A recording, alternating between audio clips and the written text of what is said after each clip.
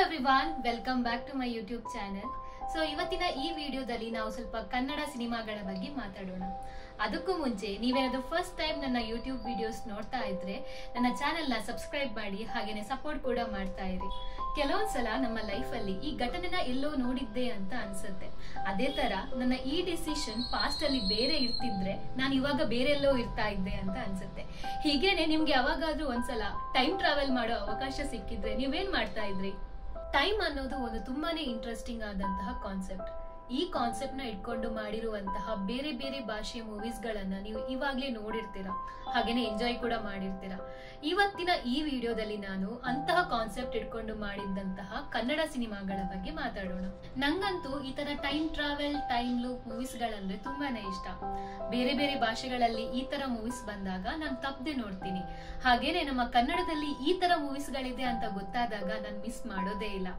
Murphy, ಗಣ, ಬನಾರಸ್ ಮತ್ತು blink ಈ concept ಅಲ್ಲಿ ರೀಸೆಂಟ್ ಆಗಿ ನಾನ್ ನೋಡಿ ಇಷ್ಟಪಟ್ಟಿದಂತಹ 4 ಮೂವಿಗಳು. ಬನಾರಸ್ ಲವ್ ಸ್ಟೋರಿ ಮತ್ತು ಟೈಮ್ ಲೂಪ್ ಕಾನ್ಸೆಪ್ಟ್ ಇರುವಂತಹ ಒಂದು ಅಪರೂಪದ ಕನ್ನಡ ಸಿನಿಮಾ. ಈ ಸಿನಿಮಾ ರಿಲೀಸ್ ಆದಾಗ ನಾನ್ ಅನ್ಕೊಂಡಿದ್ದು ಇದು ಒಂದು ಲವ್ ಸ್ಟೋರಿ ಬೇಸ್ಡ್ ಮೂವಿ ಅಂತ.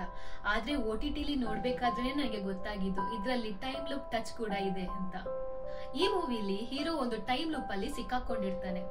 ಅವನು ಯಾಕೆ ಈ ಟೈಮ್ ಲೂಪ್ ಅಲ್ಲಿ ಸಿಕ್ಕಾಕೊಂಡಿರ್ತಾನೆ ಅಥವಾ ಇದು ಎಲ್ಲಿವರೆಗೆ ಆಗುತ್ತೆ, ಅವನು ಹೇಗೆ ಇದರಿಂದ ಹೊರಗೆ ಬರ್ತಾನೆ ಅಂತ ತಿಳಿಯೋದಿಕ್ಕೆ ನೀವು ಈ ಮೂವಿನ ತಪ್ಪದೆ ನೋಡ್ಬೇಕು. Blink past, present, future mind game concept ಇರುವಂತಹ ಕನ್ನಡದ ಒಂದು ವಿಭಿನ್ನ ಸಿನಿಮಾ. ಇದು ಒಂದು ಸೈಫೈ ಸೈಕಾಲಜಿಕಲ್ ಥ್ರಿಲ್ಲರ್ ಮೂವಿ.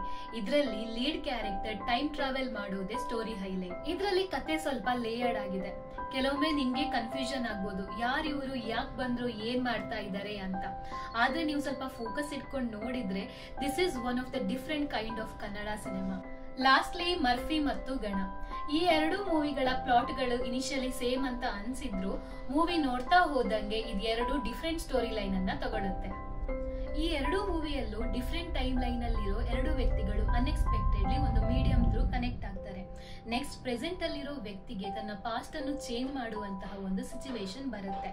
ಅವಾಗ ಅವನು ಆ ಪಾಸ್ಟ್ ಅನ್ನು ಚೇಂಜ್ ಮಾಡೋದಿಕ್ಕಾಗುತ್ತಾ, ಅದು ಹೇಗೆ ಆ ಪ್ರೆಸೆಂಟ್ ನ ಎಫೆಕ್ಟ್ ಮಾಡುತ್ತೆ ಅಂತ ನೋಡೋದಿಕ್ಕೆ ಈ ಮೂವೀಸ್ ಗಳನ್ನ ತಪ್ಪದೆ ನೋಡಿ. ಈ 4 ಮೂವಿಯಲ್ಲಿ ನಿಮ್ಮ ಫೇವ್ರೇಟ್ ಮೂವಿ ಯಾವುದು ಅಂತ ಕಮೆಂಟ್ ಅಲ್ಲಿ ತಿಳಿಸಿ. ಹಾಗೇನೆ ಕನ್ನಡದಲ್ಲಿ ಈ ಜಾನರ್ ನ ಬೇರೆ ಯಾವ್ದಾದ್ರು ಮೂವಿ ನಿಮ್ಗೆ ಗೊತ್ತಿದ್ರೆ ಅದನ್ನ ನಂಗೆ ಸಜೆಸ್ಟ್ ಮಾಡಿ. ಕನ್ನಡದಲ್ಲಿ ಇದೇ ರೀತಿ ಮೂವಿ ರೆಕಮೆಂಡೇಶನ್ಸ್ಗೋಸ್ಕರ ನನ್ನ ಚಾನೆಲ್ ನ ಸಬ್ಸ್ಕ್ರೈಬ್ ಮಾಡೋದನ್ನ ಮರಿಬೇಡಿ. ಮುಂದೆ ಇನ್ನೊಂದು ವಿಡಿಯೋದೊಂದಿಗೆ ಸಿಗೋಣ. ಅಂಟಿಲ್ ದೆನ್ ಟೇಕ್ ಕೇರ್, ಬಾಯ್.